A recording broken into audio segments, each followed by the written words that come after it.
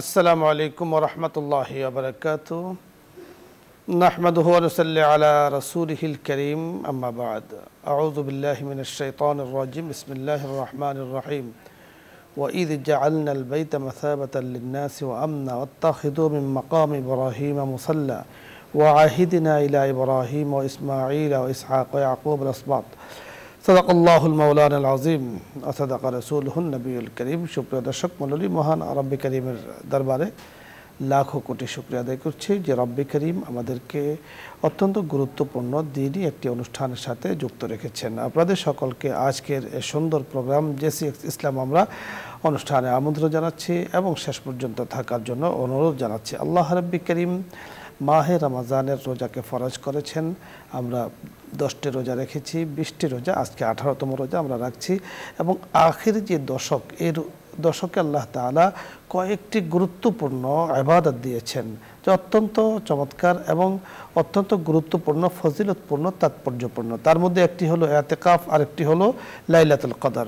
আল্লাহ তাআলা ইতিকাফ নিয়ে ওয়াল আকিফিনা আয়াত নাজিল করেছেন এবং লাইলাতুল কদরের অন্বেষণে আল্লাহ তাআলা সূরাও নাজিল করেছেন ফজিলত বারাকাত দিয়ে। তাই আজকে ইতিকাফের ফজিলত ও তাৎপর্য নিয়ে আমরা কথা বলবো। কথা বলার জন্য যিনি আমাদের সাথে আছেন বিশিষ্ট ইসলামী চিন্তাবিদ, মিডিয়া আলোচক শেখ মুফতি শব্বির আহমদ খান, শেখুল হাদিস, জামিয়া দারুল আরকাম, উত্তরা, ঢাকা। আসসালামু আলাইকুম। ওয়ালাইকুম আসসালাম ওয়া রাহমাতুল্লাহ। শেখ কেমন আছেন আপনি? আলহামদুলিল্লাহ ভালো আছি, আপনি কেমন আছেন? আলহামদুলিল্লাহ, আল্লাহ তাআলা ভালো রেখেছেন। আজকে আপনার কাছে আমরা যে কথা শুনবো যে ইতিকাফ খুব কাছে। রাসূল আকরাম সাল্লাল্লাহু আলাইহি ওয়াসাল্লাম ইতিকাফ করতেন এবং শেষ দশকের ইতিকাফের গুরুত্ব হাদিসের মধ্যে বলা হয়েছে। অনেকগুলো হাদিস কিন্তু এই সম্পর্কে রয়েছে। আল্লাহ তাআলা কোরআনে কারীমের মধ্যে বলেছেন ওয়াল আকিফিনা রুক্কা'ইস সুজুদ, যে ইতিকাফকারীদের জন্য, নামাজকারীদের জন্য আল্লাহ তাআলা বাইতুল্লাহ শরীফকে নিয়োজিত করেছেন, ইসলাম দোয়া করেছেন, সেভাবে আল্লাহ তাআলা কবুলও করেছেন। তো এই ইতিকাফের ফজিলত তাৎপর্য আজকে আপনার কাছে আমরা শুনবো। বিসমিল্লাহ, আলহামদুলিল্লাহ, ওয়াসসালাতু ওয়াসসালামু আলা রাসূলিল্লাহ। যে বিষয়টি বলছিলেন খুবই গুরুত্বপূর্ণ। রমজান মাস আল্লাহ রাব্বুল আলামিন আমাদের জন্য নানা ইবাদতের মাধ্যমে বান্দাকে বিশেষ এক ট্রেনিং এবং প্রস্তুতির জন্য আল্লাহ রাব্বুল আলামিন এর সময়কে নির্ধারণ করেছেন। এরই অংশ হিসাবে ইতিকাফ। হাদিস শরীফে রাসূল সাল্লাল্লাহু আলাইহি ওয়াসাল্লাম থেকে হযরত আয়েশা রাদিয়াল্লাহু আনহা বহু শব্দে, বহু হাদিসে বর্ণনা করেছেন যে কানা রাসূলুল্লাহ সাল্লাল্লাহু আলাইহি ওয়াসাল্লাম ইয়াতাকিফ আল আশরাল আওয়াখির মিন রমাদান।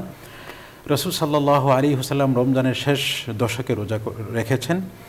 আবার ওই দিক থেকে রাসূল সাল্লাল্লাহু আলাইহি ওয়াসাল্লাম থেকে বর্ণিত যে তাহাররাউ লাইলাতুল কদরি ফিল বিত্রি মিনাল আশরিল আওয়াখির, তোমরা লাইলাতুল কদরকে অনুসন্ধান করো রমজানের শেষ দশকে। তো এই দিক থেকে ইতিকাফ রাসূল সাল্লাল্লাহু আলাইহি ওয়াসাল্লাম করেছেন এবং যে বছর ইন্তেকাল করেছেন তিনি 10 দিনের পরিবর্তে 20 দিন ইতিকাফ করেছেন। তো আসলে আল্লাহ রাব্বুল আলামিন বান্দাকে যে লাআল্লাকুম তাত্তাকুন, তাকওয়া অর্জন করবার জন্য যে রমজান মাস দিয়েছেন, দিনের রোজা, তারাবির নামাজ, কিয়ামুল লাইল, তেলাওয়াত, সেহরি, আবার সারা মাসের পরে যে ঈদ, সাদাকাতুল ফিতর, সব কিছুর ফাঁকে ইতিকাফটা হলো একেবারে যেন সর্বশেষ গিয়ে তার এই লাআল্লাকুম তাত্তাকুন, তাকওয়া অর্জন করাটার সর্বশেষটা যেন একেবারে তার জন্য সহজ হয়ে যায়, যেন লাইলাতুল কদরকে পেয়ে ধন্য হয় 1000 রজনীর ইবাদতের মাধ্যমে। এবং যেই রোজার মধ্যে অতিরিক্ত কথাবার্তা বলা নিষেধ, মিথ্যা বলা নিষেধ, ঝগড়া বিবাদ করা নিষেধ, রাসূল সাল্লাল্লাহু আলাইহি ওয়াসাল্লাম হাদিসে বলেছেন, সেই কাজগুলো যেন না হয় ইতিকাফের ব্যবস্থা করেছেন। লাইলাতুল কদর পেয়ে যেন ধন্য হয় ইতিকাফের ব্যবস্থা করেছেন। ইতিকাফ ইসলামী শরিয়াতে আমাদের মুসলিম উম্মার জন্য সুন্নাহ মুআক্কাদা। হানাফি মাযহাবে এবং অন্যান্য মাযহাবে সুন্নাহ, কিন্তু এটা সুন্নাহ মুআক্কাদা কিফাইয়া বলেন যে প্রত্যেক জামিয়া মসজিদে একটি ইতিকাফের জামাত থাকতে হবে এবং এই ইতিকাফ ওয়াজিব হয়ে যায় যদি কেউ মানত করে, তখন ইতিকাফ ওয়াজিব হয়। আর সারা বছর যে কোনো সময় ইতিকাফ করতে পারে। তো ইতিকাফটা বান্দা আল্লাহ তাআলার খুব নিকটবর্তী হবার একটি মাধ্যম এবং উপায়। পৃথিবীর দুনিয়ার সমস্ত সম্পর্ক ছেড়ে, স্বামী স্ত্রীর সম্পর্ক ছেড়ে, কেনা বেচা ছেড়ে, বন্ধু বান্ধবের সাথে কথাবার্তা ছেড়ে, সব কিছু ছেড়ে মূলত বান্দা আল্লাহর কাছাকাছি হয়ে আল্লাহর ঘরে সময়টা ব্যয় করে যেন তার কলবের এবং আত্মার উন্নতি হয়। এই জন্য এই ইতিকাফ খুবই গুরুত্বপূর্ণ এবং যাদের সামর্থ্য আছে রোজার এই শেষ দিকের সময়টাতে যেন ইতিকাফ করে একেবারে লাআল্লাকুম তাত্তাকুনের তাকওয়াটা পুরোটাই অর্জন করতে পারে, এটা আসলে ইতিকাফ। আপনি যথার্থ বলছিলেন। দর্শক মণ্ডলী, শেখ শব্বির আহমদ খান এতেকাফের ফজিলত, গুরুত্ব, তাৎপর্য নিয়ে কথা বলছিলেন।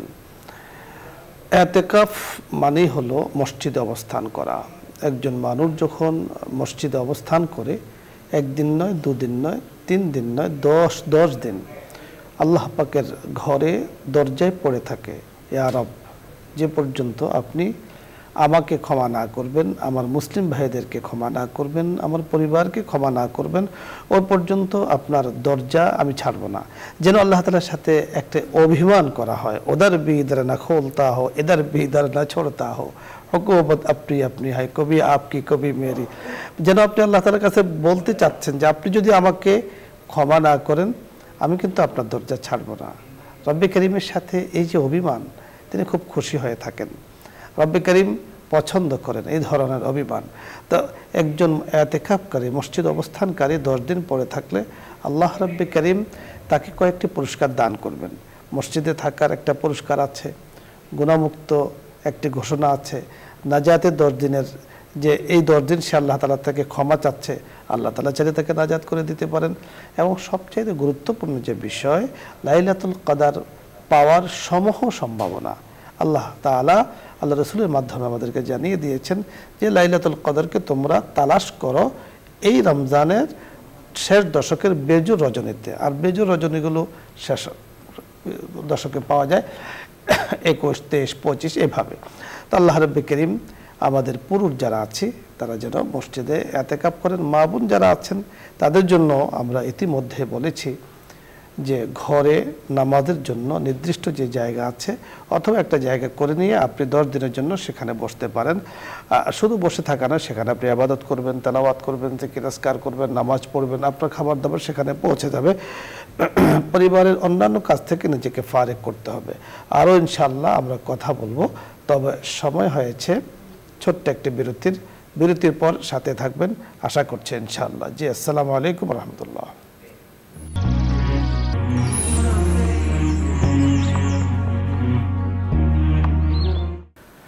আসসালামু আলাইকুম রহমতুল্লাহি ওয়া বারাকাতুহু। সুপ্রিয় দর্শক মণ্ডলী, বিরতির পর আমরা জেসিএক্স ইসলাম আমরা অনুষ্ঠানে ছিলাম, আবার ফিরে এসেছি। আমরা আলোচনা করছিলাম এতেকাফের ফজিলত, তাৎপর্য নিয়ে। এতেকাফ ফজিলতপূর্ণ এক ইবাদত, তাৎপর্যপূর্ণ এক ইবাদত।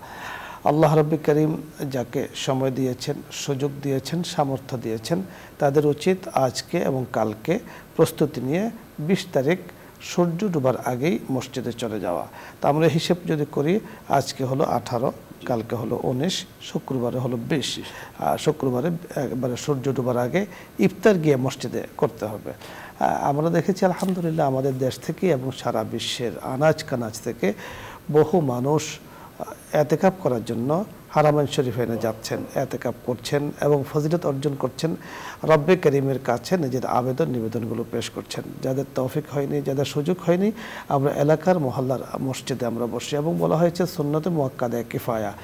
কেউ যদি এতেকাফ না করে, কোনো মহল্লার মসজিদ একেবারে এতেকাফ খালি থাকে, তাহলে মহল্লার সকলে কিন্তু গুনাহগার হয়ে যাব। আরও আলোচনা শুনবো। মোহতারাম, এতেকাফে বসে আসলে যিনি এতেকাফে বসবেন উনি কি করবেন? এতেকাফে বসে শুধু সারাক্ষণ ইবাদতই করবেন, চুপ করে থাকবেন, না ওনার মানে আরও আনুষঙ্গিক যেগুলো আছে, প্রাকৃতিক প্রয়োজন, গোসল ইত্যাদি, এগুলো সুযোগ আছে তো? জি, এতেকাফ যিনি করবেন তিনি তার একেবারে যে সমস্ত ব্যক্তিগত যে প্রয়োজনগুলো, ওযু, ইস্তিনজা, এগুলোর জন্য তিনি বাইরে যেতে পারবেন। এমনকি কোনো কোনো উলামায়ে কেরাম যদিও মাকরু বলেছেন জানাজায় যাওয়া, রুগীকে দেখতে যাওয়া, তো উত্তম হলে না যাওয়া। যদি যায়, কেউ কেউ বলছেন তাও কি এতেকাফ ভাঙবে না। রাসূল সাল্লাল্লাহু আলাইহি ওয়াসাল্লাম উম্মাহাতুল মুমিনিন দের এক রুমে তার মাথা দিয়েছেন, সেই মাথাকে তিনি পরিষ্কার করে দিয়েছেন। তাহলে আসলে এতেকাফটা হলো বান্দা একটা স্বাভাবিক জীবনযাপন করবে আল্লাহর নিকটে মসজিদে, তবে দুনিয়ার জীবন থেকে একটু বিচ্ছিন্ন হয়ে জিকির করবে, কথাবার্তা বলবে, ভালো কল্যাণকর কথা বলবে এবং অনর্থক কথাবার্তা থেকে বিরত থাকবে, বেচাকেনা থেকে বিরত থাকবে, কাজ থেকে, বেহুদা কাজ থেকে নিজেকে বিরত রাখবে। আমাদের সমাজের অনেকের মাঝে একটি বিষয়ের প্রচলন আমরা শুনে থাকি যে এতেকাফে 10 দিন থাকবেন, অনেক গোসল করতে পারবেন না, কারোর সাথে কথা বলতে পারবেন না, চুপচাপ থাকবেন। আসলে এই বিষয়গুলো আপনি কিভাবে দেখবেন? এই বিষয়গুলো আসলে ভুল ধারণা। তবে ভুল ধারণাটা সম্ভবত মানে আমাদের মধ্যে কোথাও মানে কারোর মধ্যে একটা অতিরিক্ত কিছু করার একটা প্রবণতা থাকে, মানে অতিরিক্ত কোনো কিছু আসলে ভালো না। আসলে ইসলাম হলো এতেদালের ধর্ম, ওয়াসাতিয়ার ধর্ম, মধ্যম পন্থার ধর্ম। এখানে কোন আল্লাহর বান্দা 10 দিন গোসল করবে না, তাহলে তো মানুষের কষ্ট হবে। যেখানে বান্দাকে দুর্গন্ধ কোনো কিছু নিয়ে নামাজে যাওয়া নিষেধ। ইতিকাফটা হলো পবিত্র করার জন্য। 10 দিন যদি একজন মানুষ গোসল না করে থাকে তা তো অপবিত্র হয়ে, মানে আমি যদি আমরা সহজ বাংলায় বসি, তার কাছে তো যাওয়াই যাবে না, দুর্গন্ধে। তো দুর্গন্ধের জন্য তো আসলে ইতিকাফ না। অর্থাৎ স্বাভাবিক জীবন যাপন করবেন, গোসল করবেন, সাবান ব্যবহার করবেন, এতে কোনো সমস্যা নেই। অর্থাৎ পরিষ্কার পরিচ্ছন্নতার জন্য, আত্মিক পরিচ্ছন্নতার জন্য ইতিকাফে বসা। বাহ্যিক যে বিষয়টা আছে সেগুলো কিন্তু তাকে খেয়াল রাখতে হবে। জি, আসসালামু আলাইকুম ওয়া রাহমাতুল্লাহ। দর্শক মণ্ডলী, আমরা ইতিকাফের ফজিলত তাৎপর্য নিয়ে কথা বলছিলাম। এই বিষয় নিয়ে অথবা যে কোনো বিষয় নিয়ে আপনার কোনো প্রশ্ন থাকলে আপনি বলতে পারেন। প্রথমে যিনি আছেন, আসসালামু আলাইকুম ওয়া রাহমাতুল্লাহ। দর্শক পরিচয় বলে প্রশ্ন করুন।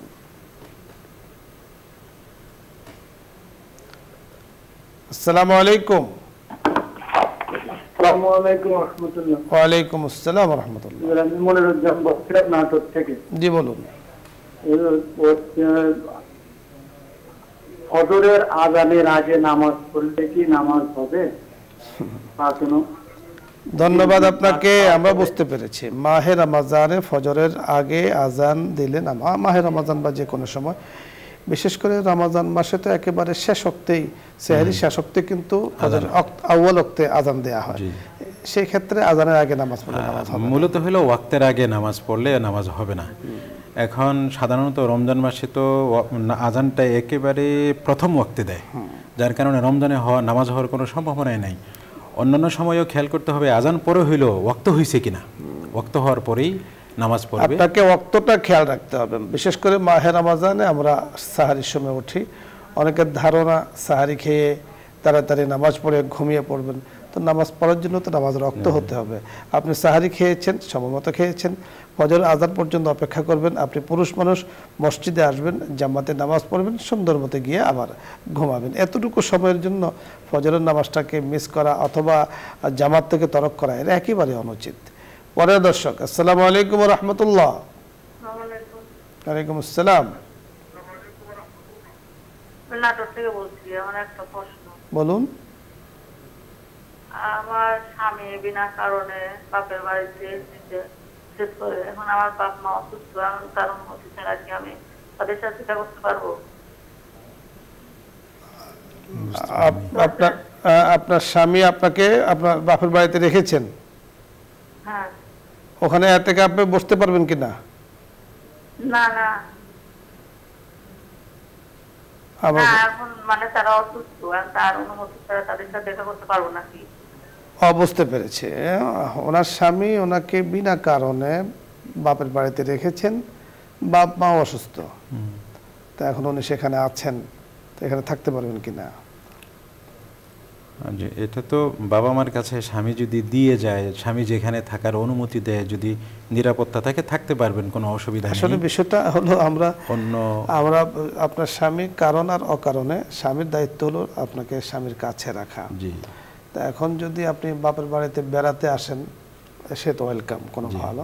কিন্তু বাবা মা অসুস্থ, এমত অবস্থায় আপনি তো বাবা মা সেবা করবেন, স্বামীর সন্তুষ্টি কিন্তু একটা বিষয় আপনাকে মনে রাখতে হবে। তো এই জন্য এই যে বিনা কারণটা নয়, স্বামীর সাথে পর্যালোচনা করেই সেখানে আসবে। অনেক সময় কিছু কিছু মানুষ আছে, আমি বলবো এটা সাংঘাতিকভাবে মানবতাহীন, মানবতা বহির্ভূত একটি আচরণ। তা হলো যৌতুক চায় স্ত্রীর কাছে, যৌতুক যদি না পায় তো সেক্ষেত্রে রাগ করে বাপের বাড়িতে পাঠিয়ে দেয় অথবা দিয়ে আসে। এই ধরনেরও ঘটনা আমাদের সমাজে বিভিন্ন জায়গাতে হয়ে থাকে, আমাদের কানে এসে থাকে। এতে একেবারে মনুষ্যত্বহীনতার একটা নিম্ন আচরণের একটা বহির্প্রকাশ। এটা আসলে উচিত নয়। এত কষ্ট করে তারা লালন পালন করেছেন, সন্তানকে আপনাকে বিবাহ দিয়েছেন, আপনার উপরে ফরজ তার সকল কিছুকে অ্যারেঞ্জ করা, সেটা না করে অহেতুক এ ধরনের কিছু, এগুলো খুবই খারাপ। আল্লাহ রাব্বুল কারীম আমাদের সকলকে হেফাজত করুন। জি মুফতি সাহেব, ধন্যবাদ আপনাকে। দর্শক মণ্ডলী, আপনাদের সকলকে ধন্যবাদ জানাচ্ছি। এত সুন্দর আয়োজনে, ইফতারের পূর্বে আপনারা ইফতার আয়োজন করছেন, বাহারি ধরনের ইফতার আয়োজন করছেন, ঠিক এর ফাঁকে যে সিএক্স ইসলাম আমরা সাথে যুক্ত আছেন, দ্বীনের কথাগুলো শুনছেন, প্রশ্ন করছেন, উত্তর শুনছেন। আল্লাহ রাব্বুল কারীম আমাদেরকে তৌফিক দান করুন। আল্লাহ তাআলা আমাদেরকে হাত্তা ইয়াতিয়াকাল ইয়াকিন, মৃত্যু পর্যন্ত রাব্বুল কারীমের পথে এবং সঠিক পথে থাকার তৌফিক দান করুন। আজকে আর নয়, আগামী দিন দেখা হচ্ছে বিকেল 5টায় নিউজ 24-এর পর্দায়। এই আশাবাদ ব্যক্ত করে আজকের মতো বিদায় নিচ্ছি। আসসালামু আলাইকুম ওয়া রাহমাতুল্লাহি ওয়া বারাকাতুহু। দোয়া হবে, দরুদ ইস্তেগফার পাঠ করি। اللهم صل على سيدنا ونبينا وشفيعنا وحبيبنا مولانا محمد صلى الله عليه وعلى آله وأصحابه وبارك وسلم. استغفر الله استغفر الله. الحمد لله رب العالمين والصلاة والسلام على أشرف الأنبياء والمرسلين. ربنا ظلمنا أنفسنا وإن لم تغفر لنا وترحمنا لنكونن من الخاسرين. اللهم إنك عفو كريم تحب العفو فاعف عنا. আয় রব্বুল আলামিন, আপনি আমাদেরকে এই ইফতারের আগ মুহূর্তে আপনার কাছে হাত তুলেছে, আপনি আমাদেরকে সকলকে মাফ করে দেন ইয়া রব্বুল আলামিন। এবং আমাদের এই দোয়াতে যারা যারা যেখান থেকে শরীক হয়েছে ইয়া রব্বুল আলামিন, আপনি সকলকে মাফ করে দেন ইয়া রব্বুল আলামিন। আল্লাহ আমাদের রোজাকে কবুল করুন, তারাবিকে কবুল করুন, ইফতারকে কবুল করুন রহমত করে, দয়া করে ইয়া রব্বুল আলামিন। আল্লাহ আমাদের আত্মীয় স্বজন যারা মারা গেছে তাদের সকলকে মাফ ফরমান। বাবা মা, আত্মীয় স্বজন, যত রকমের আত্মীয় স্বজন মারা গেছেন সকলকে আপনি মাফ ফরমান, তাদেরকে মাগফিরাত দান করুন আয় রব্বুল আলামিন। আমরা যেই জায়গায় বসে দোয়া করছি আয় আল্লাহ, এই বসুন্ধরা গ্রুপ এবং এই গ্রুপের সংশ্লিষ্ট সকল ব্যক্তি, বিশেষ করে বসুন্ধরা চেয়ারম্যান মহোদয়কে আপনি খায়র ও বরকত দান করেন, সেহাত ও আফিয়াত দান করেন আয় রব্বুল আলামিন। এই পৃথিবী জিন্দিগিকে সুন্দর এবং দ্বীনের উপর কায়েম ও দায়েম থাকার তৌফিক দান করেন আয় রব্বুল আলামিন। এই জেসিএক্স কোম্পানিকেও আপনি বরকত দান করেন, খায়র ও বরকত দান করেন ইয়া আল্লাহ। আয় রব্বুল আলামিন, আমাদের দেশে শান্তি শৃঙ্খলা স্থিতিশীলতা দান করুন আয় রব্বুল আলামিন। আমাদের রমজানের খায়র ও বরকত দান করুন আয় আল্লাহ। আমাদের এই দেশকে হেফাজত করুন, সমস্ত মুসলিম উম্মাহকে, মুসলিম জাতিকে, মুসলিম ভূখণ্ডকে হেফাজত করুন আয় রব্বুল আলামিন। বিশেষ করে ফিলিস্তিনের মুসলমানরা আয় আল্লাহ যে কষ্টে আছে ইয়া রব্বুল আলামিন, আপনি তাদের এই কষ্ট দূর করে দেন ইয়া রব্বুল আলামিন। আয় রব্বুল আলামিন, যারা জুলুম করছে জালেমদের কাছ থেকে আপনি উপযুক্ত প্রতিশোধ নেন ইয়া রব্বুল আলামিন। ফিলিস্তিনের মুসলমানদেরকে হেফাজত করেন। সুবহান রাব্বিকা রব্বিল ইজ্জাতি আম্মা ইয়াসিফুন ওয়া সালামুন আলাল মুরসালিন ওয়ালহামদুলিল্লাহি রাব্বিল আলামিন।